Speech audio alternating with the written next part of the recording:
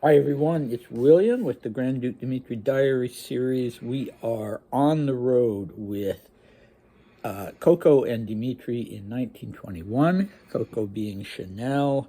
My dog is breathing rather noisily in the background, so hopefully you can't hear that, but if you do, don't be alarmed. It's just a big old dog.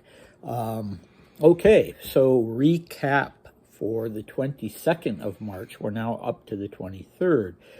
So Dimitri and Coco left that evening relatively late at 8:15. They were going by train to Menton, and earlier in the day, Dimitri had been visited by well, you could say a colleague of his, more than a friend, General Gulevich, who'd been part of his little seemingly more and more defunct intelligence gathering group, the Information Bureau, so-called.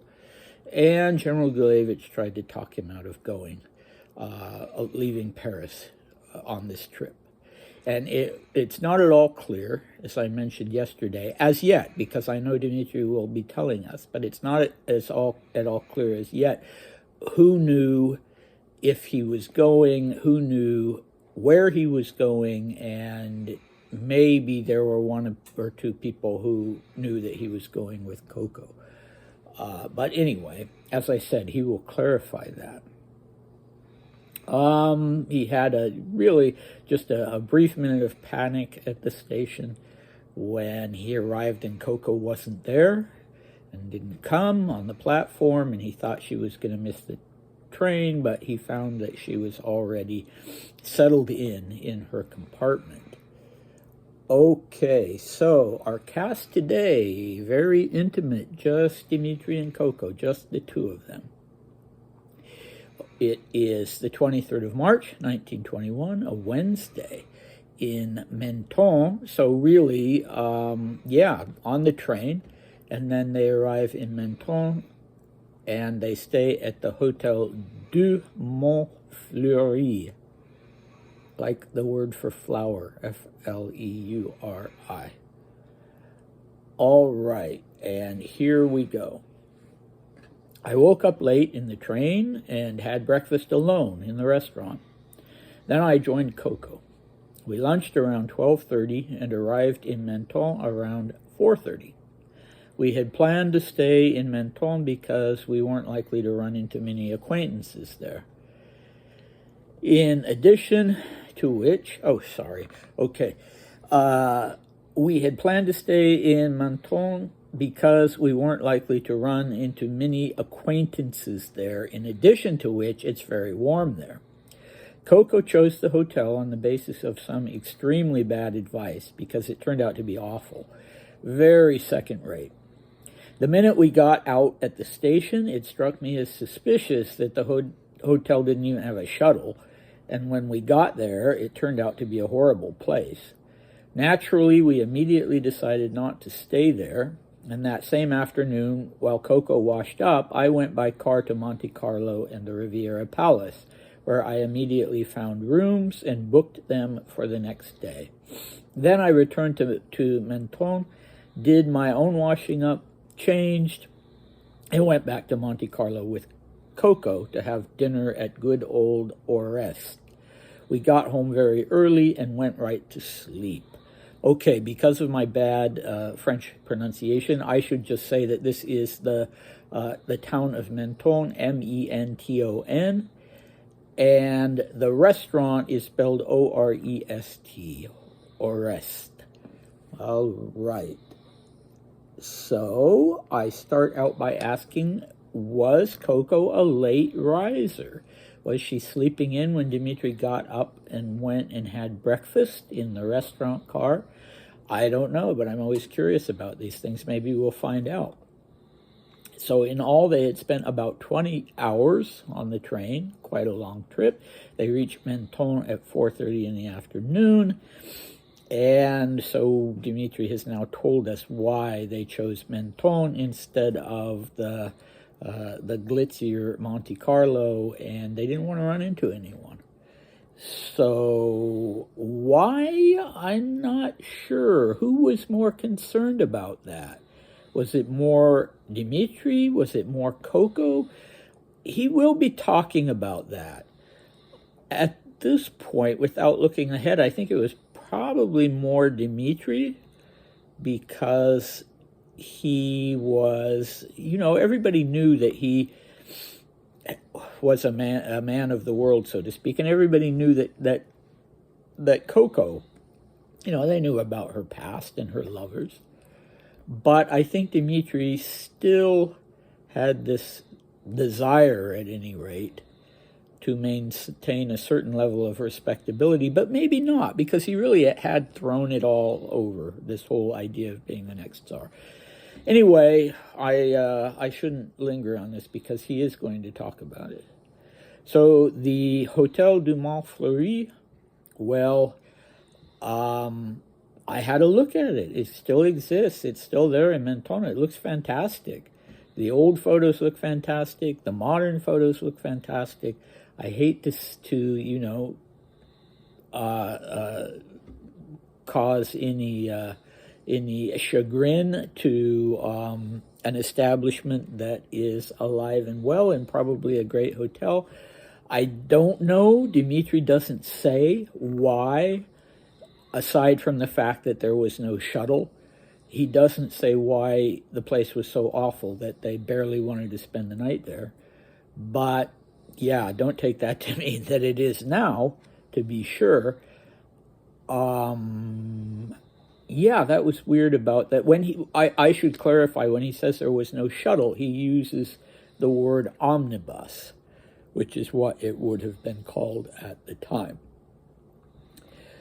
All right, so another question I have. I'm curious about these things. They're not important. What car did he take to Monte Carlo when he left Coco behind to wash up and get settled, and he took the car immediately to Monte Carlo? What car? It wasn't the Rolls. The Rolls hadn't been brought yet. And since he will be talking about the delivery of the Rolls, we know for sure that it was not the Rolls. Okay, the Riviera Palace I haven't looked up yet, so I don't know anything about it or if it still exists. And then it's interesting that they go to Orest, which was the chic restaurant in Monte Carlo, if I understand it correctly. And wouldn't that be Orest and the casino would be the two places, I would think, where they would be almost guaranteed to run into somebody that they knew. There was such a large White Russian community in not necessarily in Monte Carlo, but in the south of France, that I would think that would be one of the highest risk places.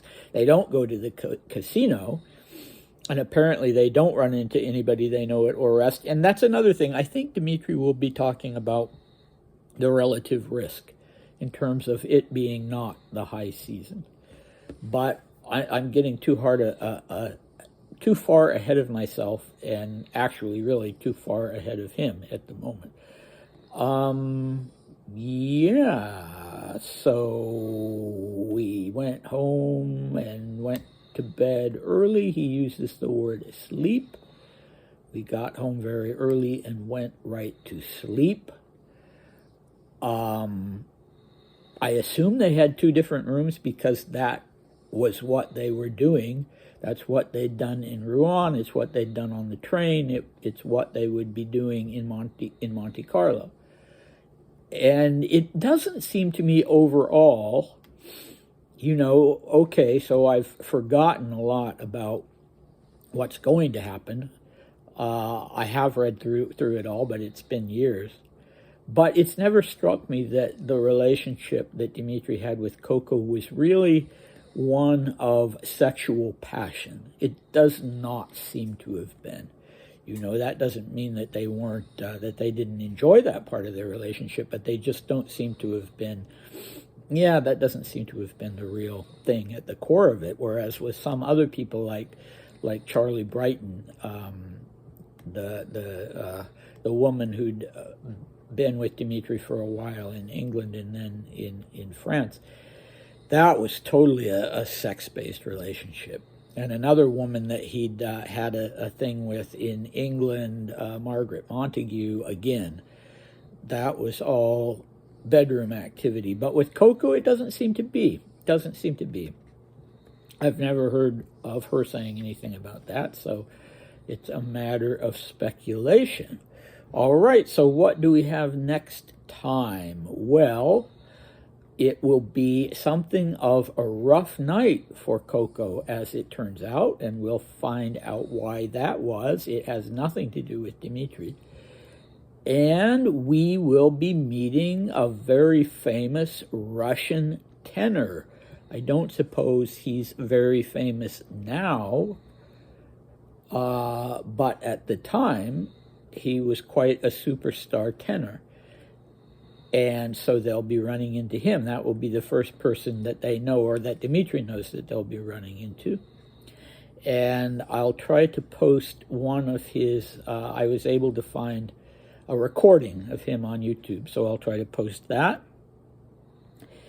And meanwhile, I would encourage you, one of the things I like to do while I'm translating and before I do the videos, I like to listen to some period music. Today I was listening to a version of Cole Porter's Let's Misbehave by the Irving Aronson Orchestra. You can find that on YouTube, and I really like doing that, you know. You may find that it augments your experience too.